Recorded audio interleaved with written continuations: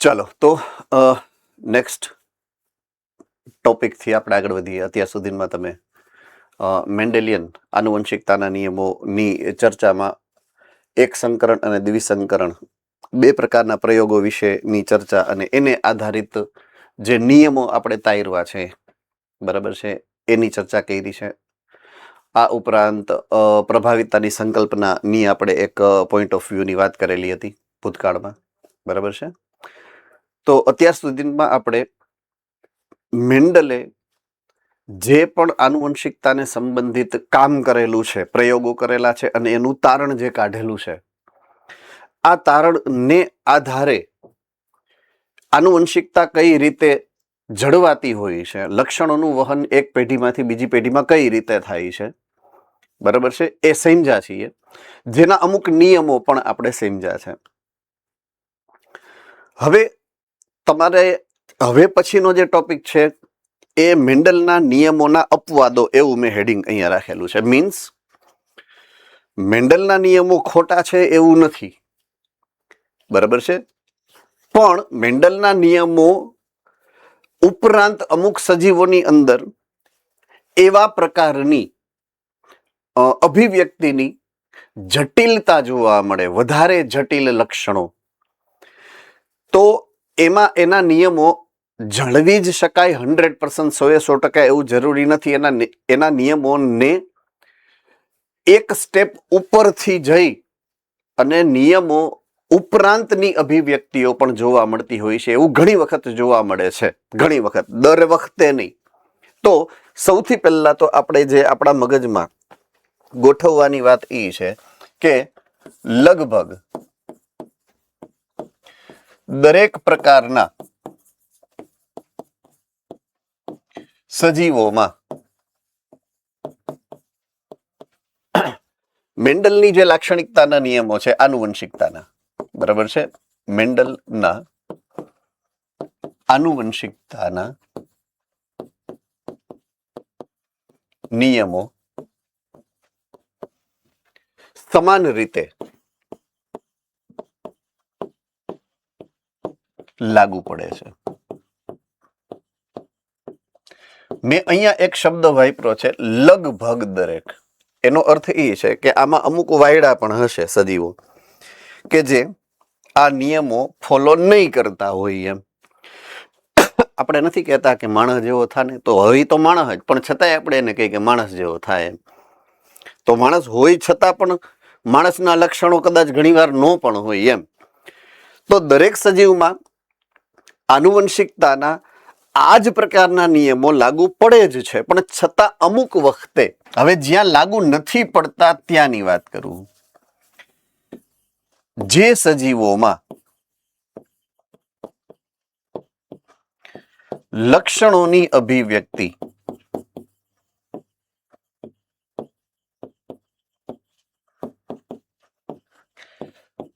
જટિલ હોય તેમાં અપવાદ જોવા મળે. આ બહુ ઇમ્પોર્ટન્ટ વસ્તુ છે કે અપવાદ આવ્યા ક્યાંથી અને શું કામ આવ્યા. એમ તો એનો નિયમ એક જ છે કે ત્યાં અભિવ્યક્તિ વધુ જટિલ બનાવવી છે, અભિવ્યક્તિને વધારે જટિલ બનાવવી છે. એટલે એ નિયમ ઉપરાંતના નિયમો લાગુ પડ્યા, વધારાના નિયમો, એક્સ્ટ્રા નિયમ આપણે આપ્યા છે એમાં. એટલે મેન્ડલ પ્રમાણે તો થાય જ છે, પણ વધારાના નિયમો એડ કર્યા એટલે અભિવ્યક્તિના સ્વરૂપ ફરી ગયા છે, અભિવ્યક્તિના નંબર એટલે કે સંખ્યા ફરી ગઈ છે, અભિવ્યક્તિના સ્વરૂપની જે પેટર્ન આખી છે, ભાત છે, પ્રણાલી છે, સિસ્ટમ છે, એ પણ ફરી ગઈ છે. તો એનો મતલબ એવો નથી કે મેન્ડેલિયન જીનેટિક્સમાં ન આવે એમ, પણ એ વધારાનું છે. દાખલા તરીકે હું એમ કહું કે તમે બળ કરો તો સાયકલ ચાલે, તો બળ કરો તો મર્સિડીઝ ચાલે, પણ બેની સિસ્ટમ અલગ થઈ ગઈ ને. એમ પણ ચાલે તો બળના સિદ્ધાંત ઉપર જ થી ને બંને. Same kind of thing is applicable here, બરાબર છે. એટલે દરેક પ્રકારના નિયમો જે મેન્ડલે આપેલા છે એ ક્યારેક અપવાદ સ્વરૂપે તમને જોવા મળશે, પણ એ ક્યારે જોવા મળશે? જ્યારે લક્ષણોની અભિવ્યક્તિની જટિલતા હોય ને ત્યારે જોવા મળે, બરાબર છે. હવે દાખલા તરીકે હું સિમ્પલ લોજિકથી એક તમારા ડેઈલી જીવનનું એક્ઝામ્પલ સમજાવું. તમારી એટલે કે મનુષ્યની ચામડીનો રંગ, તો મેન્ડલ પ્રમાણે તો બે જ અભિવ્યક્તિ હોઈ જાય ને, કા કાળા ને કા ધોળા. પણ આપણી આસપાસમાં જેટલા માણસો છે, જેટલા વ્યક્તિઓ છે, એમાં તમે ચામડીનો રંગ જુઓ, કેટલા અલગ અલગ પ્રકાર હશે. તો ફક્ત બે જ વૈકલ્પિક કારકો છે એવું નથી, બે જ અભિવ્યક્તિ છે એવું નથી, અભિવ્યક્તિની સંખ્યા વધી ગઈ છે.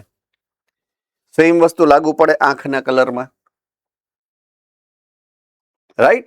તો સજીવો જેમ જેમ ઉચ્ચ કક્ષા તરફ જશે એમ એમ એને લક્ષણોની જે અભિવ્યક્તિની જે મર્યાદા છે ને, બે, એના કરતા મર્યાદા વધારી, કદાચ 3 કરવી પડે, કદાચ 4 કરવી પડે, કદાચ 5 કરવી પડે, કદાચ ઘણી બધી કરવી પડે. ઉદાહરણ તરીકે તમારું બ્લડ ગ્રુપ એ ગ્રુપ હોઈ શકે, બી ગ્રુપ હોઈ શકે, એ બી ગ્રુપ હોઈ શકે, ઓ ગ્રુપ હોઈ શકે. 4 પ્રકારના છે. એમાંય પાછા પોઝિટિવ અને નેગેટિવ, એટલે ટોટલ 8 પ્રકાર થઈ ગયા. તો રુધિર જૂથ એક જ લક્ષણ છે, પણ એની અભિવ્યક્તિ થઈ ગઈ 8 પ્રકારની. તો આ એક એવા ઉદાહરણો મેં તમારી સામે મૂક્યા કે જે તમે જાણો છો. તો ત્યાં અભિવ્યક્તિ છે કેવી થઈ ગઈ, જટિલ થઈ ગઈ. એટલે એ મેન્ડલના જે સૂચવેલા નિયમો છે એના કરતા પણ વધારે જટિલ અભિવ્યક્તિ દર્શાવતી હોય છે. તો એવા અમુક લક્ષણોની વાત આપણે કરીએ. પહેલા તો મેન્ડલના સામાન્ય તારણો એની યાદી બનાવીએ.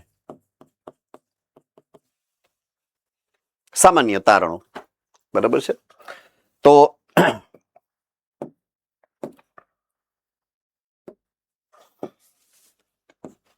પહેલું,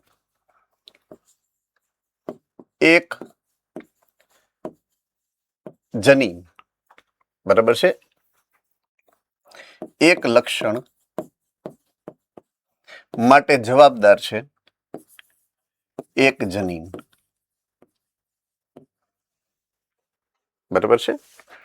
બીજું, જો કોઈ એક જનીન હશે તો એના 2 કારકો હશે. જો 2 કારકો હશે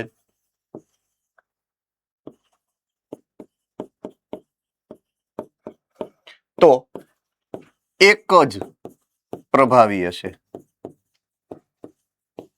અને બીજું કારક પ્રચ્છન્ન હશે.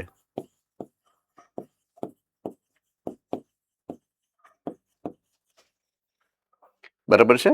આ આપણે જાણીએ છીએ એવા નિયમોની યાદી હું બનાવું છું, તારણોની યાદી બનાવું છું.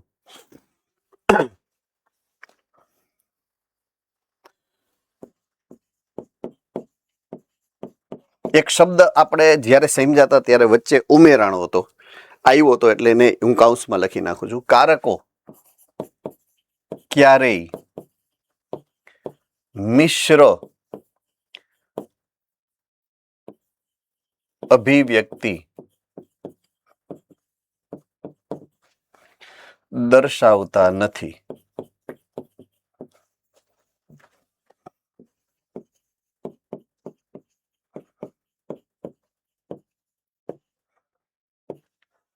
બરાબર છે. તો આ અમુક અમુક જે નિયમો છે, બરાબર છે, એ નિયમોની વાત અહીંયા મેં તમારી સામે મૂકી છે. એની સામે એના અપવાદ.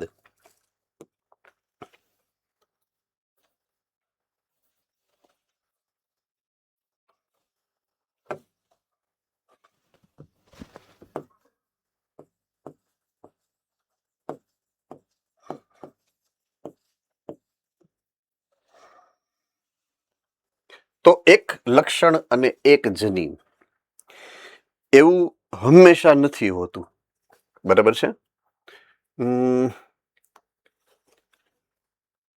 અહીંયા એક જનીન, એક જ લક્ષણ નું નિયમન કરે. બરાબર છે? એક જનીન એક જ લક્ષણનું નિયમન કરી શકે. જનરલી એવું હોવું જોઈએ. બધાયના અપવાદ છે આપણી પાસે. તમારી ટેક્સ્ટબુકની અંદર 1 by 1 આપેલા છે. એક લક્ષણ એક જનીન. તો ઘણીવાર એવું બને એક લક્ષણ છે એ એક જ જનીન દ્વારા નહીં, એકથી વધુ જનીન દ્વારા અસર પામતું હોય. બરાબર છે? લક્ષણ એક છે, જનીન એક નથી, એકથી વધુ જનીન છે. રેડી? સમજાય છે કે નહીં? તો એ અપવાદનું નામ છે બહુ જનીનિક વારસો કહેવાય એને. શું કહેવાય? બહુ જનીનિક વારસો. એકથી વધુ જનીન એક લક્ષણ માટે જવાબદાર બને. એક જનીનના 2 જ કારકો હોય સામાન્ય રીતે, પણ ક્યારેક 2 થી વધુ કારકો હોય છે. બરાબર છે? એ અપવાદને કહેવાય બહુ વૈકલ્પિક કારકો. બહુ વૈકલ્પિક કારકો. અપવાદ નંબર 2. હવે 2 કારકમાંથી એક જ પ્રભાવી હોવું જોઈએ, બીજું પ્રચ્છન્ન હોવું જોઈએ, પણ ક્યારેક એવું નથી બનતું. તો એના 2 અપવાદો છે. આ ઘટનાના 2 અપવાદો છે. એક છે અપૂર્ણ પ્રભુતા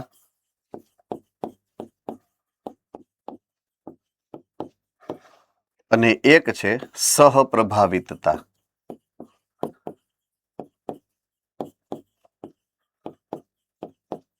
અથવા તો સહપ્રભુતા એવું હશે.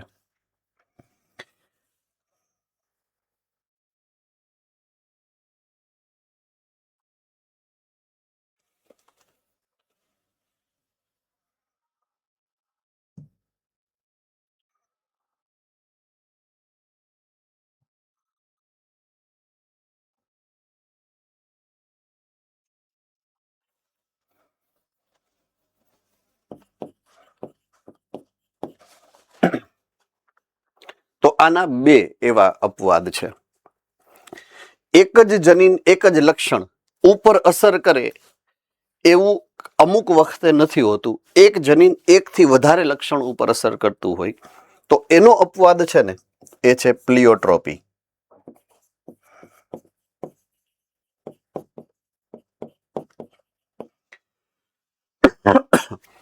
આ 5 પ્રકારના અપવાદોનું લિસ્ટ તમને તમારી બુકમાં જોવા મળશે. જોઈ લ્યો જો હેડિંગ્સ બધા.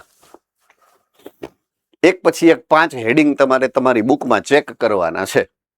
સૌથી પહેલું અપૂર્ણ પ્રભુતા હશે, પછી સહપ્રભુતા હશે, પછી બહુ વૈકલ્પિક કારકો કદાચ હશે, પછી બહુજનીનિક વારસો હશે અને પછી છેલ્લે પ્લિયોટ્રોપી હશે. અમુક છે ને એ એક સંકરણના પ્રયોગ પછી હશે અને અમુક દ્વિસંકરણના પ્રયોગ પછી હશે. બરાબર છે? આ બંને અપૂર્ણ પ્રભુતા અને સહપ્રભુતા આ બંને એક સંકરણ પછી છે. બાકીના 3 દ્વિસંકરણના પ્રયોગ પછી છે. મળી ગયું છે બધાને? Jamnagar? Okay. Bhuj? Right. Junagadh? Okay. Rajkot? Modasa? Okay, good. એક પછી એક આપણે સમજતા જાય છીએ. બરાબર છે? આરામથી સરસ રીતે સમજવાનું છે. જે પ્રમાણે અત્યાર સુધીમાં આપણે સમજ્યા છીએ એ જ પ્રમાણે ધીમે ધીમે બધું સમજાવવાનું છે આપણને. મેન્ડલના નિયમના અપવાદ 1, 2, 3, 4 ને 5. તમારી ટેક્સ્ટબુકના સિક્વન્સ પ્રમાણે પહેલું કયું છે અપૂર્ણ પ્રભુતા, બીજું કયું છે સહપ્રભાવિતતા, ત્રીજું કયું છે બહુવૈકલ્પિક કારકો, પછી બહુજનીનિક વારસો, પછી પ્લિયોટ્રોપી. તો 5 અલગ અલગ પ્રકારના અપવાદો તમારી બુકની અંદર એક્સપ્લેન કરેલા છે, જેમાં પહેલું અને બીજું એટલે અપૂર્ણ પ્રભુતા અને સહપ્રભાવિતતા પેજ નંબર છે તમારા 76 અને 77 ટેક્સ્ટ બુકના મોડ્યુલના જે હોય તે. બરાબર છે? એની અંદર આ આપણે ઓલરેડી પૂરું કરી દીધું છે. પ્રભાવિતતાની સંકલ્પના છેલ્લે આપણે સમજ્યા હતા. એટલે આ પાર્ટ છે એ વધારાનો છે. તમારે આનું છે આ અપૂર્ણ પ્રભુતા છે અને સામેના પેજ ઉપર અહીંયાથી સહપ્રભાવિતતા છે. આ ભાગ પાછો કેનો છે? પ્રભાવિતતાની સંકલ્પના વાળો છે. બરાબર છે? એટલે આ બે પાર્ટને આપણે સમજવાના છે. રેડી છે? તો ચાલો શરૂઆત કરીએ છીએ. અપવાદ નંબર 1 જેનું નામ છે અપૂર્ણ પ્રભુતા. શું નામ છે? અપૂર્ણ પ્રભુતા. ઓકે, હવે જે આકૃતિ તમને આપેલી છે એ આકૃતિ પ્રમાણે જ આવી રહી. આ આકૃતિ છે, જુઓ જોઈએ. બધાએ આકૃતિમાં જોવાનું છે. મળ ગઈ હે સબકો? ઓકે, તમે જોશો તો પિતૃ પેઢીમાં બે પ્રકારના પુષ્પો ધરાવતા અલગ અલગ પિતૃઓ છે. એક લાલ પુષ્પ ધરાવતું છે અને એક સફેદ પુષ્પ ધરાવતું છે. રેડી? આમાં કોઈને કાંઈ તકલીફ હોય એવું? Okay, good.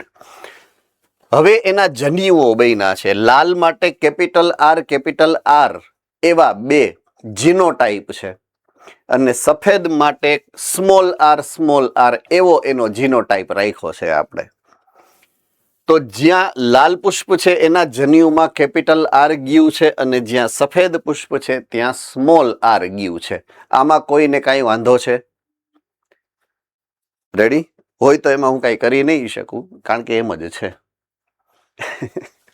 તમને વાંધો હોય તો એમાં કાંઈ થાય નહીં, જે છે એ આ છે. રાઈટ? હવે એના પછીની પેઢીમાં જે સંતતિ મળશે એ કેપિટલ આર સ્મોલ આર વાળી બને. તો મેન્ડલ સાહેબે એવું કીધું હતું કે કેપિટલ આર સ્મોલ આર થાય તો કેપિટલ આર ની અભિવ્યક્તિ આવવી જોઈએ. તો કેપિટલ આર છે એ લાલ કલરનું. બરાબર છે? હા કે ના? રાઈટ? હવે ઈ નો આવી. આવી કે નો આવી? નો આવી. તો બીજી આવવી જોઈએ. એક નો આવે તો સફેદ. ઈ નો આવી. તો તમે નાનપણમાં ઓલા ડ્રોઈંગના પીરિયડની અંદર પીછી ને કલરને લઈને જાતા અને નો કરવાનું કામ કરતા. બરાબર ને? આપણી પીછી આમ કરતા કરતા બીજાના કલરમાં નાખી દઈ ધરારને. એવો કરતા કરતા લાલ કલર ને સફેદ કલર ને ભેગો કરો એટલે ગુલાબી કલર બને. એવું ઘણી વાર આપણે માર્ક કર્યું હશે. ખબર છે ને બધાને? લાલ ની અંદર સફેદ નાખો એટલે ગુલાબી થાય. એ તો ખબર છે ને? ઓકે, બસ. તો આ કેવી અભિવ્યક્તિ થઈ? ગુલાબી. લાલ સફેદ બે મિક્સ થયા, જે થવા ન જોઈએ. મેન્ડલ પ્રમાણે ન થવા જોઈએ. મિશ્ર અભિવ્યક્તિ થઈ. અભિવ્યક્ત લાલ પણ થયું અને સફેદ પણ થયું, પણ બે હમારી અધૂરી કહાની. નો લાલ 100% અભિવ્યક્ત થયું, નો સફેદ 100% અભિવ્યક્ત થયું અને બંને અડધા અડધા અભિવ્યક્ત થયા. મિશ્ર થઈને. આટલી વાત સમજાય છે? તો અપૂર્ણ શબ્દ ક્યાંથી આવ્યો? બેમાંથી એકેય પૂરેપૂરા અભિવ્યક્ત નથી થયા. લાલ અડધે અટકી ગયું અને સફેદ અડધે અટકી ગયું. બે મિક્સ થઈ ગયા, ગુલાબી થઈ ગયું. એકેય પૂરેપૂરા અભિવ્યક્ત નથી થયા. બંને એકી સાથે અભિવ્યક્ત થયા. એટલે બે પ્રકારના નિયમો અહીંયા અપવાદ, મીન્સ અપવાદ નહીં, બે પ્રકારના નિયમો તોડ્યા એને. એક તો બેમાંથી એક જ કારક અભિવ્યક્ત થવું જોઈએ, અહીંયા બે થાય છે. બીજું મિશ્ર ન થવું જોઈએ, પણ મિશ્ર થાય છે. સમજાય છે કે નહીં? તો પૂરું થઈ ગયું. આજ સમજવાનું હતું. બે ગુલાબી રંગના છોડને તમે લ્યો. ગુલાબી રંગના છોડ, ગુલાબી રંગના પુષ્પ ધરાવતા છોડ. રંગ, છોડનો રંગ તો ગુલાબી નો હોય ને, એ તો સ્વાભાવિક હોય. એટલે કે F1 પેઢી. એનું તમે જ્યારે અંતઃસંકરણ કરો તો કેપિટલ આર સ્મોલ આર અને કેપિટલ આર સ્મોલ આર એવું થાય. જનીનિક સંયોજન બે પિતૃઓનું. એના પછીની જનરેશનમાં શું આવે? Capital R 1, capital R small R 2 અને સ્મોલ આર 1. લાલ 1, ગુલાબી 2, સફેદ 1. તો આમ જોવો ને તમે તો સિક્વન્સ પ્રમાણે સ્ટેપ તો મેન્ડલ વાળા જ છે. મેં એવું કીધું હતું મેન્ડલના નિયમ તો લાગુ પડે, પણ વધારાના નિયમો આવી ગયા. એટલે એમ અપવાદ છે. નિયમ ફોલો નથી કરતા એવું નથી. ટૂંકમાં સમજાય છે? નિયમ તો છે જ, રોડ તો ઈ જ છે, પણ અહીંયા લખેલું હોય કે 30 ની સ્પીડ તો જાય 50 ની સ્પીડમાં. એમ રોડ તો એ જ યુઝ કરવાનો છે. એટલે પાછવે નિયમ તો મેન્ડલે આપેલા એ પ્રમાણે જ થાય. જનીઓ દ્વારા જ જાય, કારકો દ્વારા જ જાય, અભિવ્યક્તિ કારક જ કરે, એ બધું તો બરાબર છે. પણ મેન્ડલે એવું કીધું ને કે આમ નહીં, તો એ ધરાર કરે છે. આપણે કેમ કીધું હોય કે વાંચવું, ઘરે જઈને રિવિઝન કરવું, તો નો જ કરીએ આપણે એમ. રેડી? હા, હવે કઈક આપણું આવતું એવું લાગ્યું એમ ને. ઓકે, સો એને કહેવાય અપૂર્ણ પ્રભુતા. ઓકે, સો ક્યારેક F1 માં એવા સ્વરૂપ પ્રકાર પ્રાપ્ત થાય છે કે જે બે પૈકી કોઈ પણ પિતૃ સાથે મળતા નથી, એ પ્રકારના સંતતિ પણ સર્જી શકાય છે અમુક વખતે. ઉદાહરણ જે તમને આપેલું છે એમાં ઉદાહરણ એ ડોગ ફ્લાવર, શ્વાન પુષ્પ, સ્નેપ ડ્રેગન બીજું નામ છે, અને ત્રીજું નામ છે એન્ટીરાઇનમ.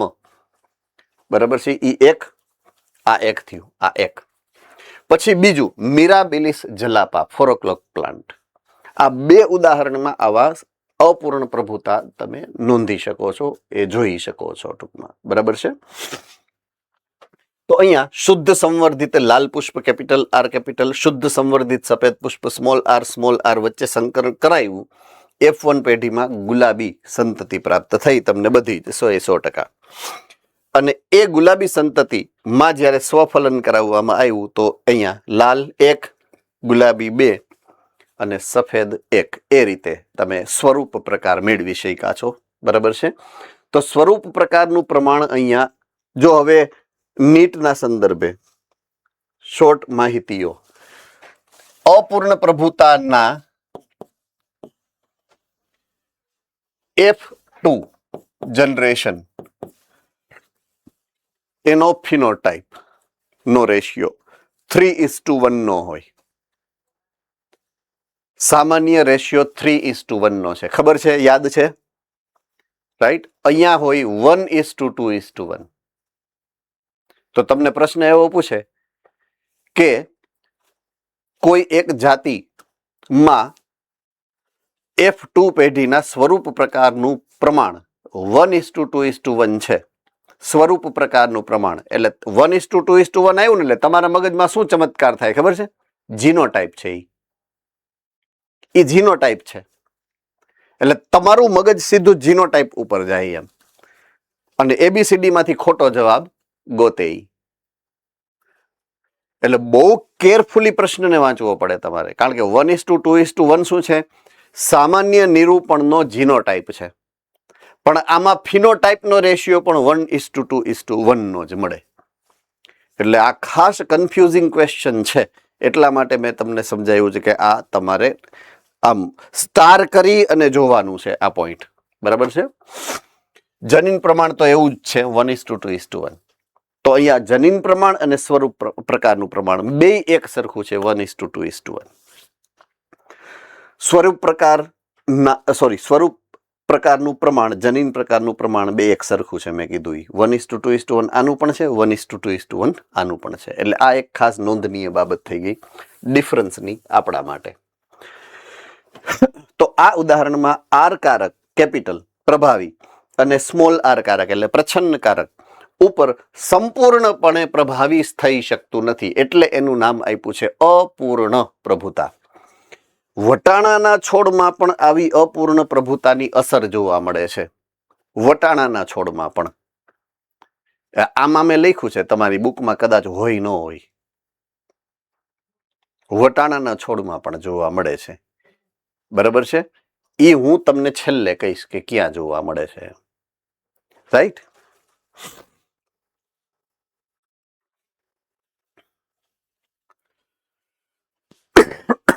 ઓકે, સહપ્રભાવિતા, અપવાદ નંબર 2. રેડી? ઓકે, સહપ્રભાવિતા એવી ઘટના છે કે જેમાં F1 પેઢીના બંને કારકો એકી સાથે અભિવ્યક્ત થાય. અગેઇન ઓમાંય 2 અભિવ્યક્ત, આમાંય 2 અભિવ્યક્ત થયા.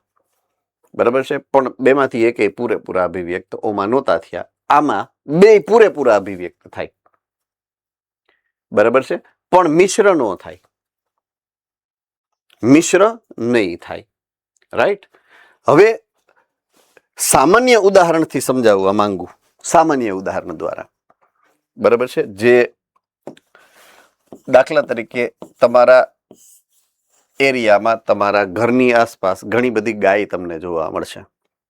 એમાં અમુક ગાય એવી હશે કે જે આખી ગાય સફેદ કલરની હોય અને એમાં કાળા રંગના મોટા જેને કહેવાય ને કુંડાળા, ચોખઠા એવું હોય છે. એવું જોયું છે? આવડા મોટા મોટા પેચ હોય કાળા કલર. ઓકે, આને તો બધા ઓળખતા જ હશો ને?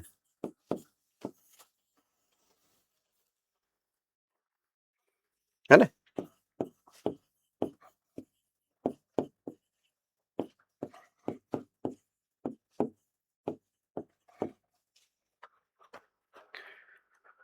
એક બીજું તમને એવું ઉદાહરણ યાદ આવે છે?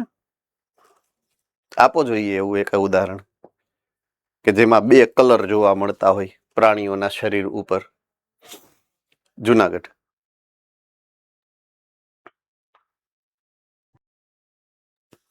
હેલો. હા, પાંડા. પાંડા. ઓકે.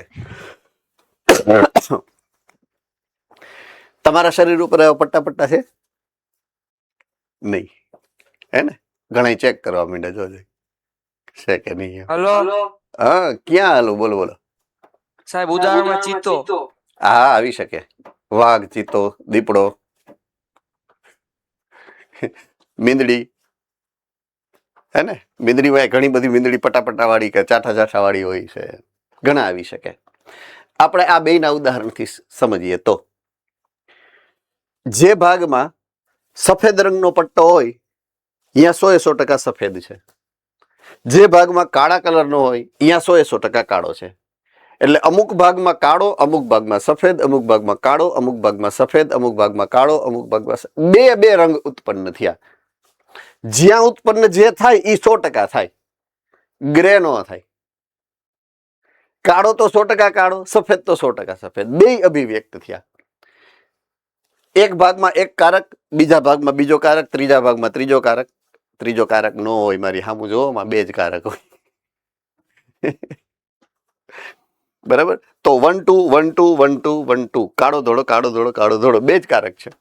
બે અભિવ્યક્ત થયા. તો સફેદ પટ્ટા પણ છે, કાળા પટ્ટા પણ છે. આ એક કારક દ્વારા છે, આ બીજા કારક દ્વારા છે. બે કારક હારે અભિવ્યક્ત થાય છે. હવે ખબર પડી ગઈ છે પ્રોપરલી. આ સાદામાં સાદું, સીધામાં સીધું અને તમને ખબર છે એવું ઉદાહરણ આપ્યું.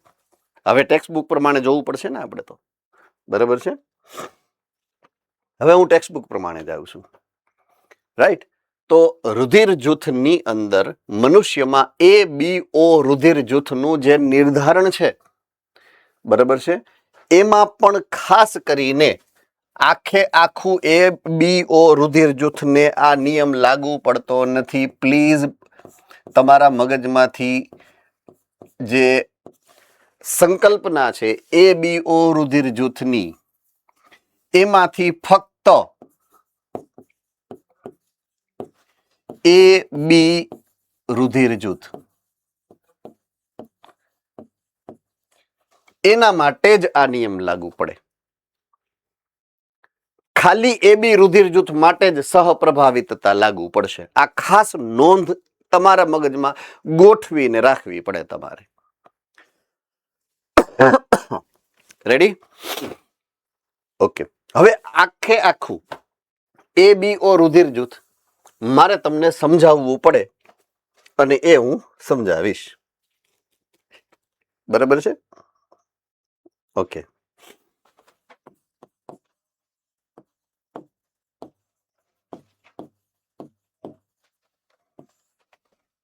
આ એક લક્ષણ છે. હવે એનું જનીન છે. એ અભિવ્યક્તિ માટે જનીન છે. જનીન છે I. બરાબર છે? જનીન શું છે? I. હવે આના કારકો. પ્રભાવી કારક છે કેપિટલ I અને પ્રચ્છન્ન કારક છે સ્મોલ આઈ. બરાબર છે? ઓકે. હવે પ્રભાવી કારક આઈ છે, જનીન આઈ છે. એનું કામ શું છે કે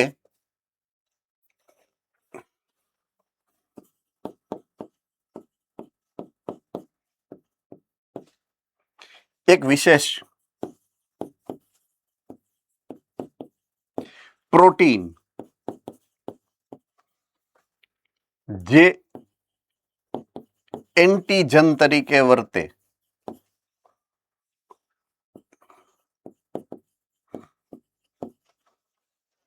એનું ઉત્પાદન કરે. એક વિશેષ પ્રકારના પ્રોટીનનું ઉત્પાદન કરે. એ પ્રોટીન છે ને એ એન્ટીજન તરીકે વર્તે. ઓકે. હવે આ એન્ટીજનના પાછા બે પ્રકાર છે. આવા બે પ્રકારના અલગ અલગ પ્રોટીન બની શકે. એન્ટીજન એ અને એન્ટીજન બી.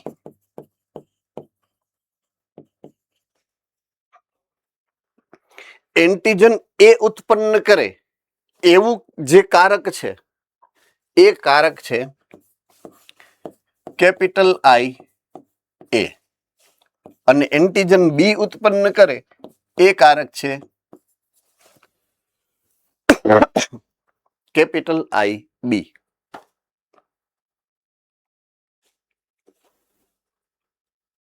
આટલું સમજાઈ ગયું છે? હા કે ના? ઓકે. હવે જો એક નિયમ આપણે તોડ્યો. એક જનીનના બે કારકો, અહીંયા 3 છે. 2 પ્રભાવી કારકો છે અને 1 પ્રચ્છન્ન કારક છે. રેડી? હોવા જોઈએ કેમ? 1 પ્રભાવી 1 પ્રચ્છન્ન. અહીંયા કેમ થયું? 2 પ્રભાવી 1 પ્રચ્છન્ન. તો એક નિયમ તૂટ્યો. જ્યારે એક જનીનના 2 થી વધારે કારક હોય તો એના માટે આપણે શબ્દ વાપરીએ છીએ બહુવૈકલ્પિક કારકો. તો મેં જે અત્યારે તમને સમજાવ્યું એ આખું રિપ્રેઝન્ટેશન એ બહુવૈકલ્પિક કારકોનું છે.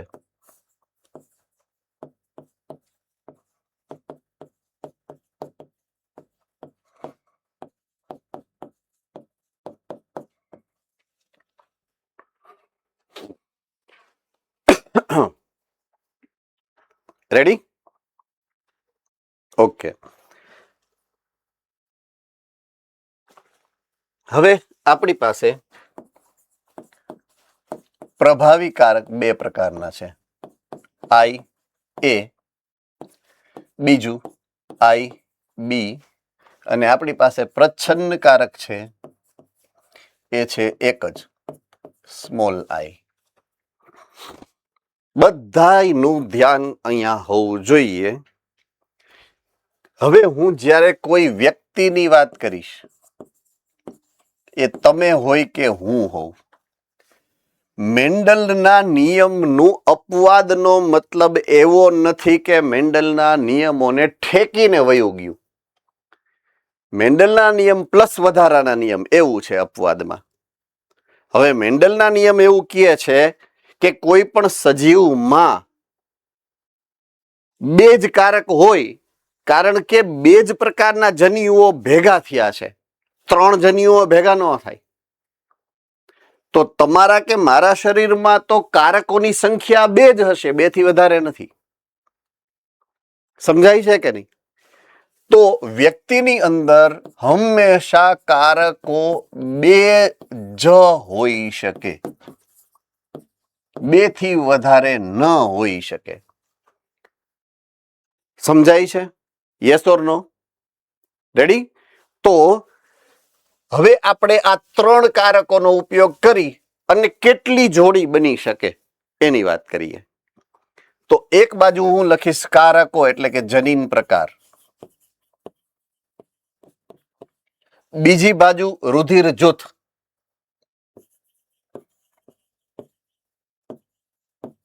એટલે કે સ્વરૂપ પ્રકાર.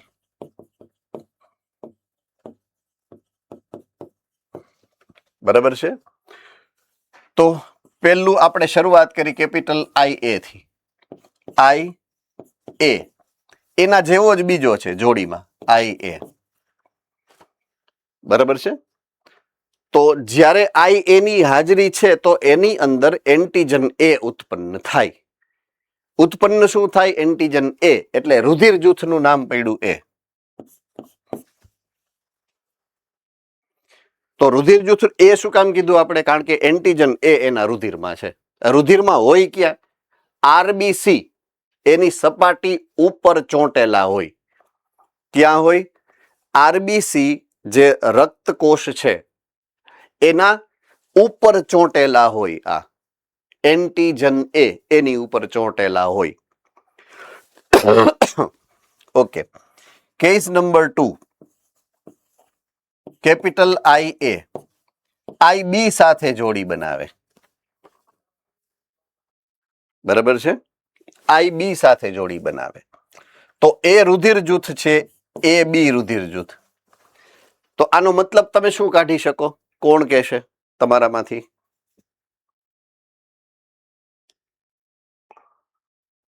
રાજકોટ વાળા ભાઈ કયો ફટાફટ.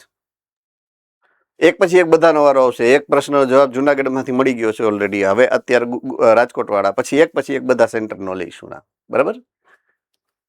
Hello sir. બોલો બેટા. એમાં બંને લક્ષણો અભિવ્યક્ત થયા. સહપ્રભાવિતતા. Exactly right. સહપ્રભાવિતતાના ઉદાહરણમાં આપણે જે જોવાનું છે એ અહીંયા છે. એકચ્યુઅલી મેં તમને કીધું એ બી રુધિર જૂથ એક જ છે કે જે સહપ્રભાવિતતામાં આવે. તો એના રક્તના રક્તકોષો ઉપર બે પ્રકારના એન્ટીજનની હાજરી હશે. આટલું સમજાઈ ગયું બધાને? બરાબર? 5 સેન્ટરના તમામ વિદ્યાર્થીઓને સમજાઈ ગયું છે? Okay, good. ઓકે, ત્રીજી શક્યતા આપણે તપાસીએ. આઈ એ સ્મોલ આઈ સાથે જોડી બનાવે. સ્મોલ આઈ સાથે તો પણ રુધિર જૂથ તો એ જ આવશે. શું કામ? કારણ કે આઈ એ છે એટલે એન્ટીજન એ તો ઉત્પન્ન થશે જ. ચાલો, આમાં કોઈને કઈ મુશ્કેલી સમજવામાં? ઓકે, હવે આનો દાવ પૂરો થઈ ગયો. આનો દાવ આવ્યો. આઈ બી નો દાવ આવ્યો. હવે શક્યતા નંબર 4. આઈ બી રુધિર જૂથ બી. આઈ બી આઈ એ ઓલરેડી આવી ગયું છે એટલે પાછું રિપીટ નથી કરતો. બરાબર છે. 5મું આઈ બી સ્મોલ આઈ રુધિર જૂથ અગેઇન બી જ આવે. રેડી? આમાં કોઈને કઈ તકલીફ નથી ને ભાઈ? ઓકે, આનો દાવ પૂરો. આનો દાવ આવ્યો સ્મોલ આઈ નો. રાઈટ?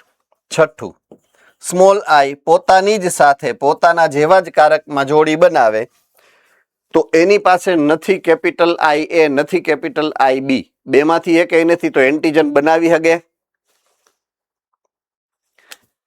ગઈકાલે પ્રભાવિતતાની સંકલ્પના સમજી હતી, યાદ છે?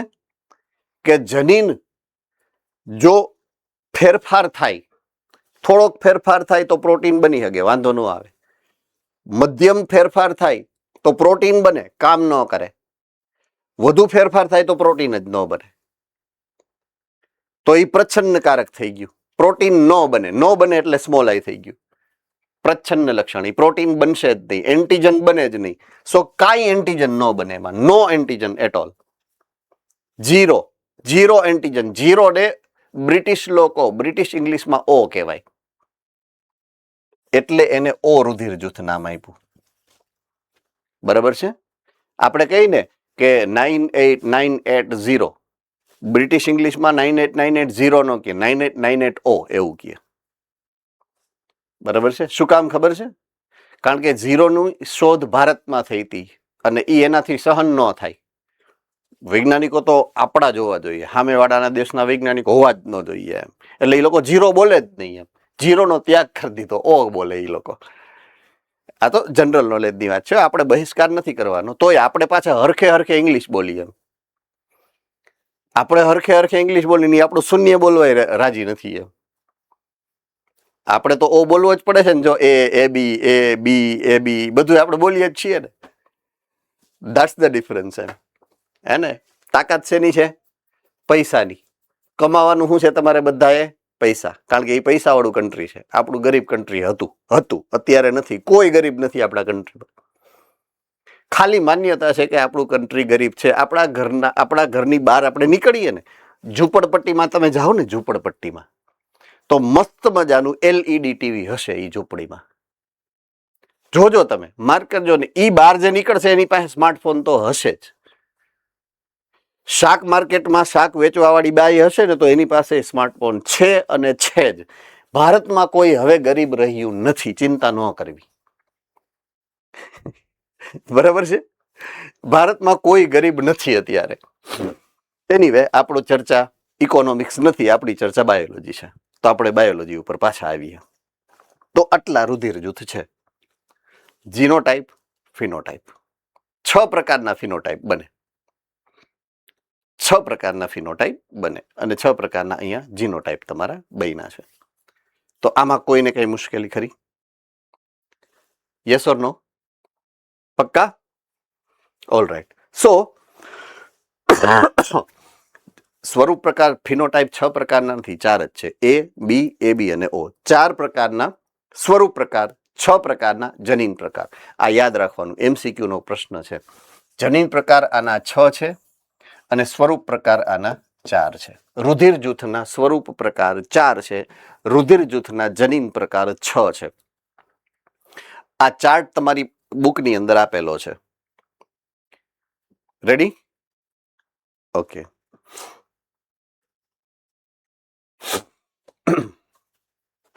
હવે હું જ્યાં હતો ત્યાં પાછો આવી જાઉં.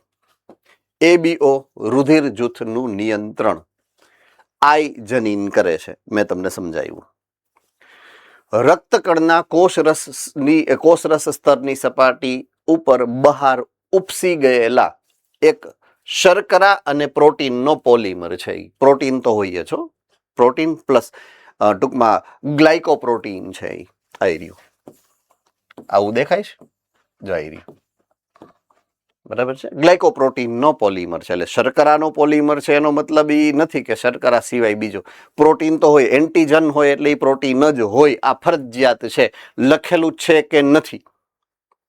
બરાબર છે? એટલે મેં ધરાર તમને પહેલા પ્રોટીન અને એમાં એન્ટીજન એવું લખાવીને દીધું. એટલે તમને એ ખબર પડે કે એ હોય પ્રોટીન જ. પ્રોટીનની સાથે સંયોજન પામેલો શર્કરાનો અણુ હોય. એટલે અહીંયા શર્કરા આપેલું છે. તમારી બુકની અંદર શર્કરાનો પોલિમર એવું લખેલું છે. ખાલી શર્કરાનો હોય, શર્કરા પ્લસ પ્રોટીનનો પોલિમર હોય. તમારે નીટ આપવાની છે અને તમને ખબર હોવી જોઈએ. બરાબર છે? જો એન્ટીજન એ હોય, અહીંયા જુઓ, એન્ટીજન એ હોય ને તો એની શર્કરાના અને પ્રોટીનના પોલિમરનો શેપ અલગ છે. જો બી હશે તો એ શેપ અલગ છે. આ શેપ અલગ કરવા માટે તમને સમજાવેલું છે. એટલે આવા હોય એવું જરૂરી નથી હો. બરાબર? આ તો શેપ અલગ હોય એવું સમજાવવા માટે એક નિરૂપણ કરતી આકૃતિ છે તમારી સામે. એ બી માં જો બંને પ્રકાર છે અને ઓ માં જુઓ કાંઈ નથી, ધોરું. કોઈ પણ પ્રકારના એવા પોલિમર હોય નહીં. આ પોલિમરનો પ્રકાર કયો હશે એ બાબતનું નિયંત્રણ જનીન આઈ દ્વારા થતું હોય છે. આ જનીન એટલે કે આઈ ને 3 એલીલ છે. 3 એલીલ મેં સમજાવ્યું તમને. I capital A, capital I, capital A, capital I, capital B અને સ્મોલ આઈ. આઈ એ આઈ બી કેવા છે? પ્રભાવી. અને સ્મોલ આઈ કેવું છે? પ્રચ્છન્ન. ઓકે. એલીલ કેપિટલ આઈ એ અને એલીલ કેપિટલ આઈ બી એકબીજાથી થોડી અલગ પ્રકારની શર્કરાનું ઉત્પાદન કરે. એટલે બેયના શેપ અલગ છે. આઈ એલીલ કોઈ પણ પ્રકારની શર્કરાનું ઉત્પાદન કરતું નથી. એ તો મેં તમને પહેલા જ સમજાવ્યું. બરાબર છે?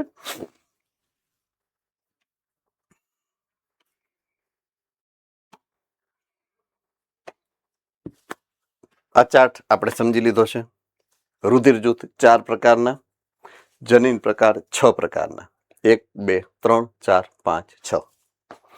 તો રુધિર જૂથ જો એ હોય તો જનીન પ્રકાર 2 હોઈ શકે છે. આઈ એ આઈ એ, આઈ એ સ્મોલ આઈ.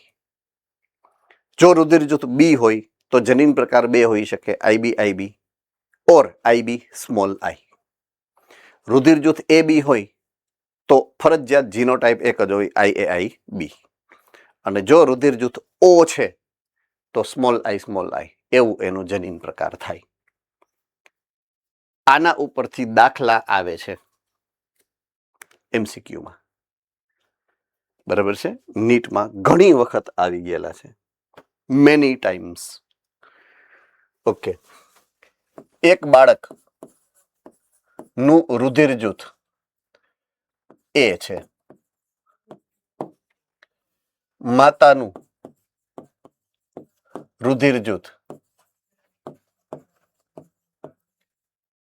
O છે, તો પિતાનું રુધિર જૂથ કયું હોઈ શકે એ તમારે ગોતવાનું.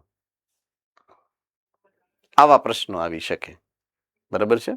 ઓકે, હું એક દાખલો કરી દઉં છું તમને કઈ રીતે કરવાનો છે. હંમેશા પકડવાનો બાળકને. બરાબર છે? શરૂઆત ત્યાંથી કરવાની, પ્રશ્ન ગમે એવો હોય. બાળકનું રુધિર જૂથ A છે, એનો મતલબ ઈ છે કે બે શક્યતા છે, capital IA or capital IA small I. બરાબર છે? આ બાળકનું રુધિર જૂથ છે. મમ્મીનું રુધિર જૂથ કયું છે તો કે O છે, એટલે એમાં એક જ શક્યતા છે આ. બરાબર છે? ઓકે, હવે બાળકને જે મળેલું હશે એ માતા અને પિતા બંનેમાંથી એક એક કારક આવ્યા હશે. યસ ઓર નો? તો માથામાંથી એક કારક તો આવવાનું જ છે. આ બે માંથી એક કારક આને મળેલું છે. એ ફિક્સ થઈ ગયું? હા કે ના? તો આ બેયમાંથી શક્યતા કઈ હોવી જોઈએ તો કે આ એક જ શક્યતા હોય. આ તો નથી જ. હજી આપણે બાળક ગોઈતો છે, બાપુજી નથી ગોઈતા, ચિંતા ન કરતા. હજી તો તમે બાળકનું રુધિર જૂથનું જનીન પ્રકાર નક્કી કરો છો, એટલે હરખાઈ ન જાતા કે હા પ્રશ્ન તો હેલો છે. એટલું બધું તમે જેટલું હેલું દેખાય છે એટલું હેલું 4 માર્કમાં થોડું આપી દે તમને, હે ને? તો હજી તમે બાળકનું રુધિર જૂથ શોધી શક્યા છો. બાળકનું રુધિર જૂથ છે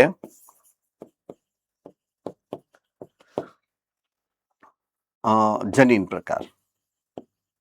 રુધિર જૂથનો જનીન પ્રકાર છે IA સ્મોલ I. હવે એમાંથી મમ્મીમાંથી શું આવ્યું છે એ ફિક્સ થઈ ગયું છે. તો પપ્પામાંથી શું આવ્યું હોય એ એનો અંદાજ આ છે. કેપિટલ IA એને પપ્પાએ આપ્યો છે. બરાબર છે? તો પપ્પામાંથી કેપિટલ IA આવી શકે એવા રુધિર જૂથ કયા હોઈ શકે? તો ચાલો ગોઠવીએ. જો પપ્પાની અંદર આવવું હોય અથવા પપ્પાની અંદર આવવું હોય તો આવી શકે? હા કે ના? ત્રીજી શક્યતા, જો પપ્પાની અંદર આવવું હોય તો આવી શકે. હવે બીજી કોઈ શક્યતા IA જેમાં હોય એવું? પૂરું થઈ ગયું. એટલે કાં તો પપ્પાનું રુધિર જૂથ કયું હોઈ શકે A, અથવા તો પપ્પાનું રુધિર જૂથ કયું હોય AB. બે માંથી એક છે. હોઈ શકે એવું શું છે એવું નથી. તમને પ્રશ્નમાં એવું જ પૂછવામાં આવશે, કયું કયું હોઈ શકે. રેડી? સમજાઈ ગયું તમને? પાથવે સમજાઈ ગયો કઈ રીતે નક્કી કરવાનું છે? હવે અહીંયા ગમે એ આવે, અહીંયા ગમે એ આવે, તમારે પાથવે આ રીતે ફોલો કરવાનો રહેશે. બરાબર છે?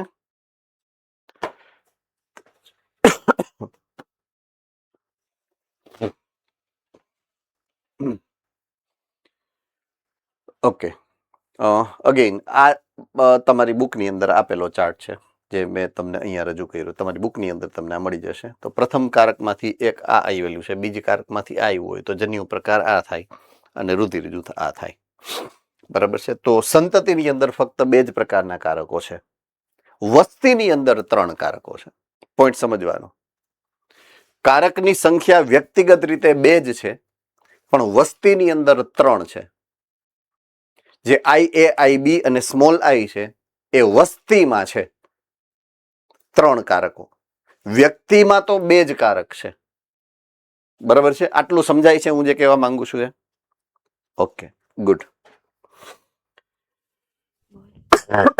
હાલો સર. હાલી ગયો, બોલો. સર, માતામાં અલગ હોય, પિતામાં અલગ હોય, ને બાળકમાં અલગ આવે એવું હોય શકે? હા, હોય જ ને. શું કામ ન હોય?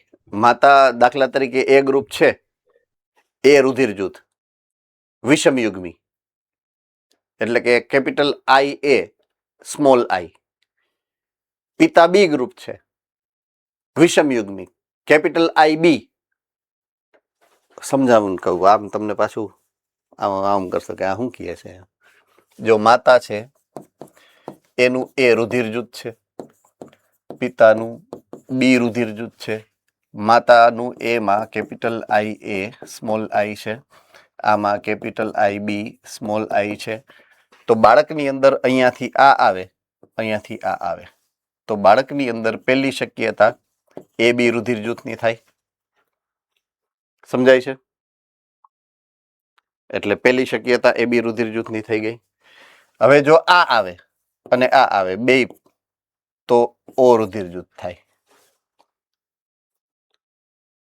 હવે જો આ આવે, આ અને આ, તો જે હતું એ જ થયું, અને આ અને આ આવે તો હતું ઈ, તો જૂનું હતું ઈ બીજું થયું. કા એ આવે, કા બી આવે, કા એ બી આવે, કા ઓ આવે. ચારે ચાર પ્રકારની શક્યતાઓ છે. તો માતામાં છે એવું જ અહીંયા આવ્યું જરૂરી નથી, આમાં છે એ જ અહીંયા આવ્યું એવું જરૂરી નથી. તો વિષમયુગ્મિતા જ્યારે હોય ત્યારે નવા જનનિક સંયોજન બંધાય. બરાબર છે? કારકોનો મુક્ત વહેંચણીનો નિયમ અગેઇન જો ફોલો તો થાય જ છે. આની હારે જ જાય એવું જરૂરી નથી. આ નવી જોડી બનાવી શકે છે. કારકોની મુક્ત વહેંચણીનો નિયમ લાગુ પડ્યો. અને મેન્ડલના નિયમ તો લાગુ પડે જ છે. ગમે એવો અપવાદ હોય ને તો નિયમ તો મૂળભૂત નિયમો તો એ જ લાગુ પડશે એને. રેડી? ડાઉટ? ઓકે.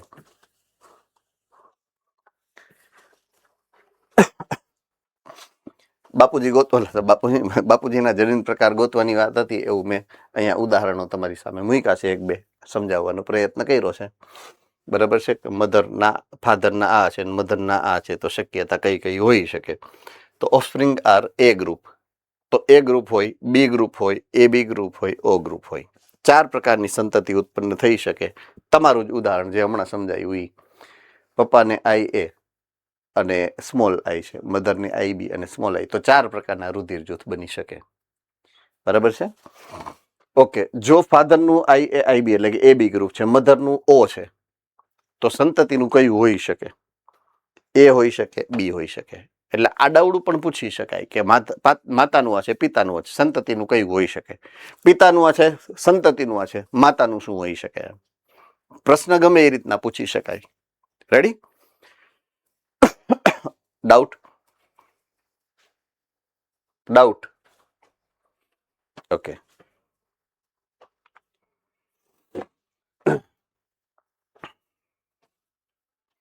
બહુ વૈકલ્પિક કારકો જે મેં તમને સમજાવ્યા. બરાબર છે? કે જ્યારે કોઈ જનીન એની અભિવ્યક્તિ ની માત્રા વધારવી છે, લક્ષણને વધુ જટિલ બનાવવું છે, બરાબર છે, ત્યારે વૈકલ્પિક કારકો, બહુ વૈકલ્પિક કારકો ની વાત આવશે. રેડી? તો બહુ વૈકલ્પિક કારકોનું જે ઉદાહરણ તમને મેં સમજાવ્યું એ બી ઓ રુધિર જૂથ જ છે. ફરીથી શું કામ? એમાં બે પ્રભાવી કારકો છે, કેપિટલ આઈ એ આઈ બી આઈરિયા, અને એક પ્રચ્છન્ન કારક છે, સ્મોલ આઈ. તો અહીંયા બે થી વધુ એટલે કે ત્રણ કારક એક જ લક્ષણ નિયંત્રિત કરે છે, અને રુધિર જૂથનું નિર્ધારણ કરતા કારકો એના ઉદાહરણમાં છે. વ્યક્તિગત સજીવમાં ફક્ત બે જ કારક હોઈ શકે છે. બહુવૈકલ્પિક કારકો વસ્તીમાં જોવા મળે છે. મેં જે તમને આખું સમજાવ્યું એ અહીંયા આપેલું છે. એ બરોબર છે?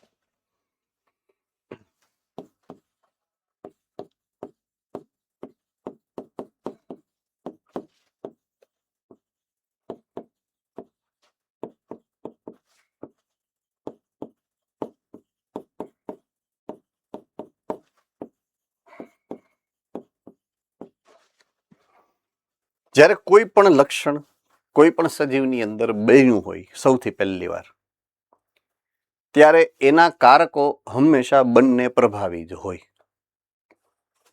બરાબર છે? કોઈ પણ સજીવમાં જ્યારે કારક બનેલું હોય, કોઈ પણ લક્ષણના બે વૈકલ્પિક કારકો બન્યા હશે, બંને કારકો પ્રભાવી જ હોય.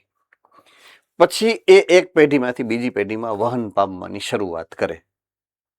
એક પછી એક પેઢીમાં જ્યારે વહન પામતા હોય ત્યારે અર્ધીકરણ દરમિયાન જો પુનઃ સંયોજન થયું અને એમાં એનો દાવ આવી ગયો તો એ જનીન બદલાઈ જાય, ફેરફાર થાય, રૂપાંતરિત થઈ જાય. અને ફેરફાર થાય તો એક કારકમાંથી બે કારક બને, એક પ્રભાવી અને એક પ્રચ્છન્ન. શરૂઆતમાં બે પ્રભાવી હોય. બરાબર છે? તો લક્ષણોનું જ્યારે એક પેઢીમાંથી બીજી પેઢીમાં વારસાગમન થાય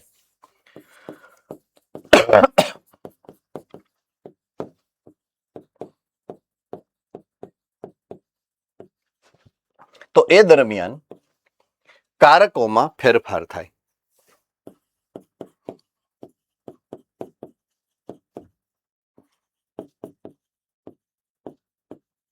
શેને કારણે? વ્યતિકરણ. શેને કારણે થાય છે? વ્યતિકરણ. જેને કારણે બે પ્રકારના કારકો બને.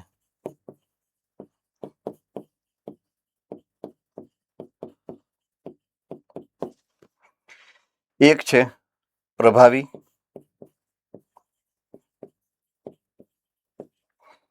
એક છે પ્રચ્છન્ન. બે પ્રકારના કારકો બની જાય.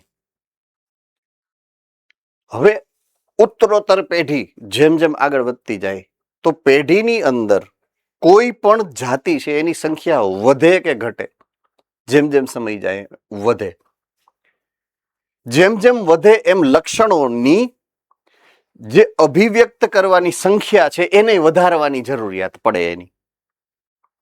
એટલે એના પછીના સ્ટેપમાં આવશે કે પેલા એક પ્રકારનું કારક હતું તો ચાલતું, પછી બે પ્રકારના કારકો કરવા પડ્યા. હજી જો લક્ષણોની જટિલતા થાય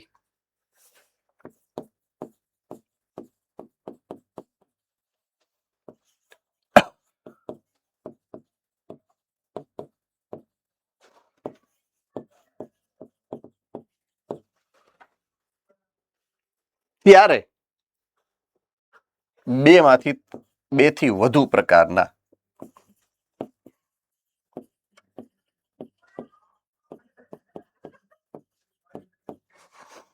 કારકોની જરૂરિયાત છે. એટલે કે બહુ વૈકલ્પિક કારકો આવે.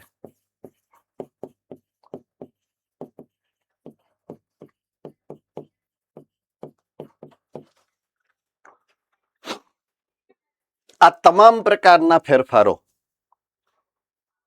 માત્ર ને માત્ર પર્યાવરણની પ્રતિક્રિયા ઉપરથી નક્કી થતા હોય, જેને તમે અનુકૂલનો કહો છો. ફેરફાર અને અનુકૂલનો એક સિક્કાની બે બાજુ છે એવું કદાચ તમને ભૂલથી ખ્યાલ હોય તો. અનુકૂલન શું કામ કરવું છે? તમારા પર્યાવરણમાં તમારે અનુકૂળ થવું છે. બીજું, જો મારે મારા પર્યાવરણમાં અનુકૂળ થવું છે તો મારે અનુકૂલન કરવું પડે. એટલે બે એક સિક્કાની બે બાજુ છે. જો હું કિંગ બોલીશ તો ટોસ પડી શકે અને જો હું ટોસ બોલું તો કિંગ પણ આવી શકે. એક સિક્કાની બે બાજુ છે.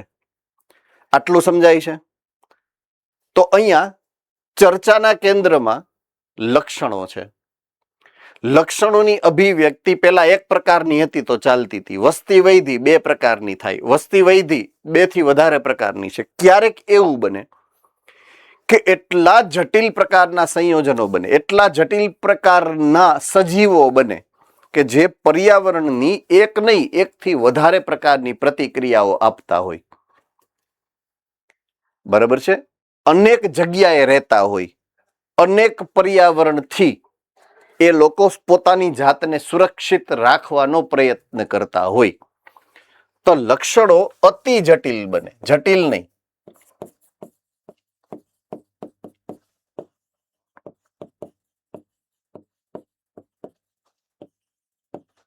ત્યારે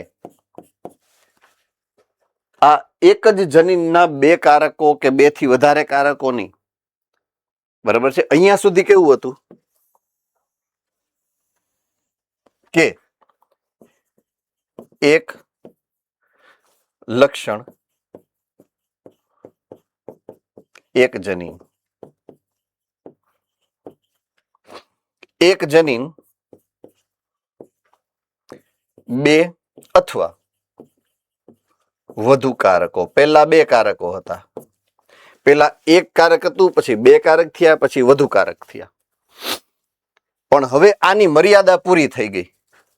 હવે અહીંયા આગળ જઈ શકાય એમ નથી.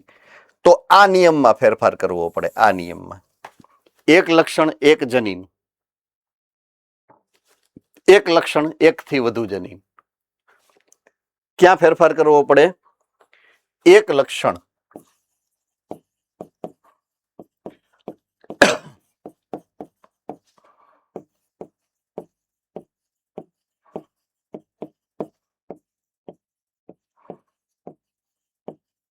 એટલે કે બહુજનીનિક વારસો.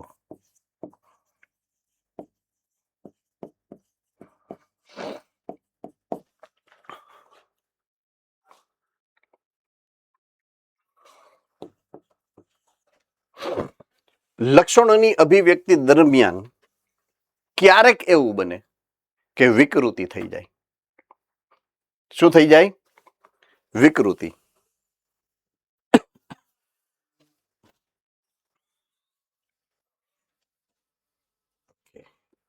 અહીંયાથી હું ફાટો પાડું છું. આમ પાંચમો કેસ, વારસાગમન દરમિયાન વિકૃતિ પામે.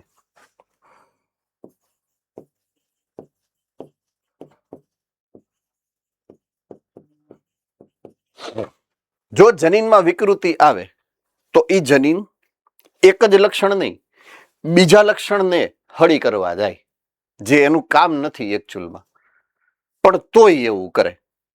બરાબર છે?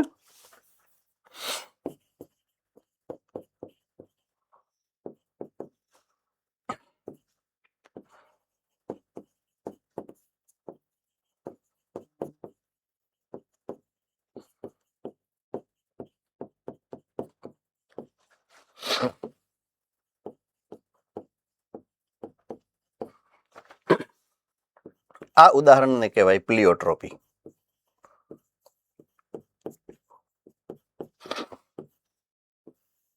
તો આ પ્લિયોટ્રોપી થઈ, આ બહુજનીનિક વારસો થયો, આ બહુવિકલ્પિક કારકો થયા. કયા ક્રમમાં આ અપવાદોની જરૂરિયાત કઈ રીતે પડી હશે પ્રકૃતિને, એ મેં તમને કન્સેપ્ટ આખો ભણાવ્યો. ટેક્સ્ટબુકમાં છે નહીં આવું કાંઈ, એટલે ગોતતા નહીં ક્યાંથી આવ્યું હશે. બરાબર છે? ટેક્સ્ટબુકની અંદર નથી આ, પણ હું તમને સમજાવવા માંગુ છું કે આ રીતના એની જરૂરિયાત થઈ અને આ રીતના એનો ઉદ્ભવ થયેલો છે. એમ જેમ જેમ જરૂરિયાત પડી અથવા તો થઈ ગયું બાય મિસ્ટેક, એક્સિડન્ટ. બરાબર છે? આ વિકૃતિ એક્સિડેન્ટલ છે અને આ ઉદ્વિકાસ પ્રમાણે થયેલી ઘટનાઓ છે. એમ ક્લિયર થઈ ગઈ વાત? Yes or no? ઓકે, ક્યાં હતા આપણે? ઓકે, આ તો થઈ ગયું બહુજનની બહુવૈકલ્પિક.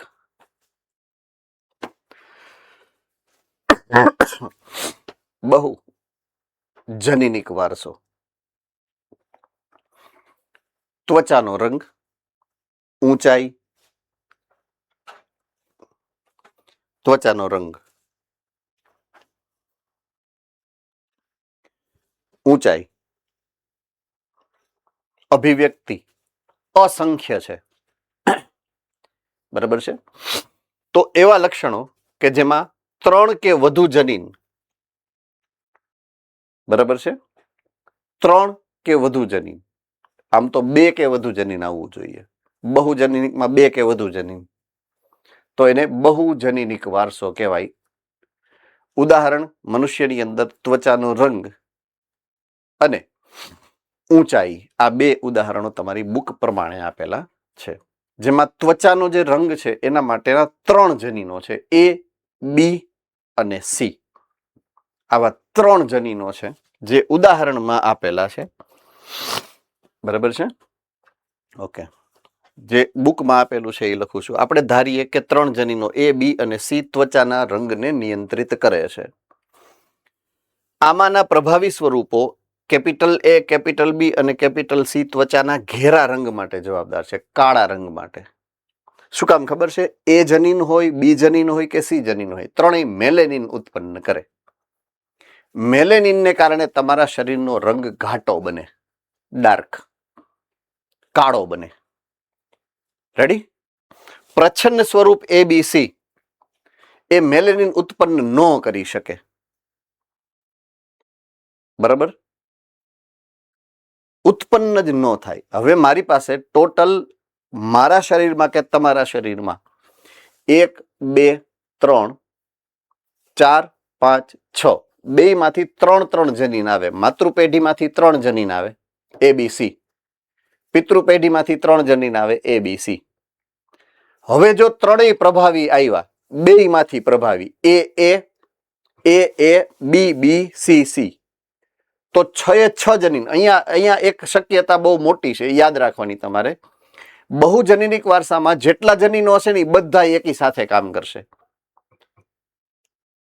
એટલે કે એ સહપ્રભાવિતતામાં પણ આવે બહુજનીનિક વારસો. જેટલા કારકો છે ને એ બધા કારકો કામ કરે. તો 6 કારક કામ કરશે. તો મારી પાસે એ, બી, બી, સી, સી 6 પ્રભાવી છે, તો 6 ગણું મેલેનિન ઉત્પન્ન થાય. એટલે હાવ કાળી ત્વચા થાય મારી. સમજાય છે? Capital A, small A, capital B, capital C, તો 5 જનીન મેલેનિનનું સર્જન કરે, એક નહીં. થોડુંક ઓછું, આવું સંયોજન થાય કદાચ.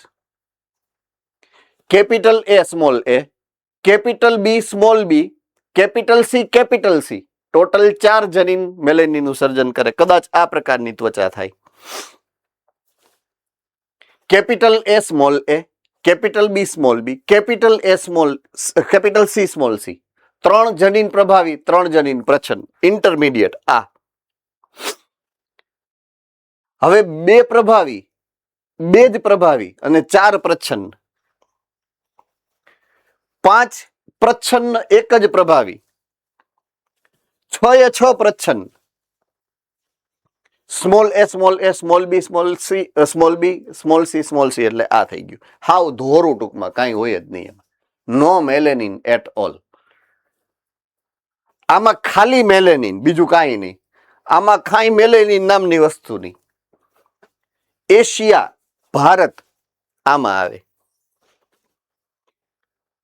ઓલમોસ્ટ એમાં 50-50 હોય, 40-60 હોય, 70-30 હોય. એટલે આપણો શેડ કેવો હોય? બ્રાઉન કલર જેવો. સમજાણું? હા કે ના? ફરજિયાત એવો જ હોય એવું જરૂરી નથી. એટલે ઘણા કહેતા નહીં આમ હોય હે ને, એટલે બધાયને એવો હોય એવું હું નથી કહેવા માંગતો. જેને જે ભગવાને આપ્યું હોય એ પ્રકારે હશે, પણ હોય આવી રીતે. બરાબર? મેં જે સમજાયું એ અહીંયા લખેલું છે કે capital A, capital B, capital C એકદમ કાળો રંગ, small A, small B, small C એકદમ સફેદ રંગ. પ્રભાવી પ્રચ્છન્નનું મિક્સ હોય એ પ્રમાણે મધ્યસ્થ રંગ મળે. એટલે ત્રણેયનું એક ઉદાહરણ મૂક્યું છે. જુઓ, આફ્રિકા, જાપાન, ઇન્ડિયા. બરાબર? તો અહીંયા જે મેં તમને કીધું યાદ રાખવાનું છે તમારે, પ્રભાવી કારકોની સંખ્યા જેમ વધુ તેમ વધુ ઘેરો બને છે રંગ. પ્રચ્છન્ન કારકોની સંખ્યા જેમ વધુ તેમ શ્વેત રંગ બનશે. એક ખાસ યાદ રાખવાનું, અહીંયા બધા જ કારકો અભિવ્યક્તિ આપશે. જેટલા પ્રભાવી કારક હશે એ બધા જ પ્રભાવી કારકો સંયુક્ત અસર આપશે. ઓકે, હવે પ્લિયોટ્રોપીથી આવતા લેક્ચરમાં આગળ વધશું, કારણ કે સમય આપણો પૂરો થયો છે, 1 વાગી ગયો છે, બરાબર છે. તો પ્લિયોટ્રોપીથી આપણે નેક્સ્ટ લેક્ચરમાં આગળ વધીએ છીએ. કોઈને કંઈ ડાઉટ હોય તો પૂછી શકો છો. હા બોલો બેટા. સર કાલની WIT માં સર કઈ હશે નહીં ને અમારે દેવાની? Okay sir. બોલો જુનાગઢ વાળા બેન. હાલો બોલો. ઓલો 4 o'clock પ્લાન્ટ નું નામ એવું કેમ પડ્યું? એની માસી હું ફઈ ને ખબર. Hello sir. હા બોલો. ઓફલાઈન કરાવશો કે નહીં કરાવો? 12th ના બીજો અને ત્રીજો ચેપ્ટર. મેં એવું કીધું કે આ બધું પતી જશે ને, એકવાર આપણો આખો કોર્સ પૂરો થઈ જશે પછી આપણી પાસે સમય ઘણો હશે ત્યારે હું ફરીથી કરાવી દઈશ. રિવિઝન ની રીતે કરાવશો કે પછી ડિટેલમાં સમજાવશો? બાપુ ડિટેલમાં કરાવીશ, ચિંતા શું કામ કરો છો? ઓફલાઈન માં કરીએ ને એટલે હા હા. અને હું એકવાર એવું હશે ને તો હું તમારા સર સાથે ચર્ચા કરી લઉં છું. જો એ ઓફલાઈન કરાવી દેતા હોય તો તમારે શું સાથે સાથે થઈ જાય, તમારે વેઇટ કરવી નહીં છેટ સુધી. હું વાત કરી લઈશ, હે ને, હું વાત કરી લઈશ સર સાથે. ઘણા થઈ જાય. કઈ તો તમે વાત કરી પણ એમાં એવું થાય છે કે ફિઝિક્સમાં એક લેક્ચર પાછળ છે કે મેથેમેટિક્સ પાછળ છે તો ચાર પાંચ લેક્ચર વધી જાય. ફિટિંગ જ નથી મળતી પછી. એ હું વાત કરી લઈશ. તમે મુક્ત છો, ચિંતા ન કરો. તમારું અધૂરું કાંઈ નહીં રહે. That is my responsibility. હે ને? ચાલો, આઈ વિલ સી યુ.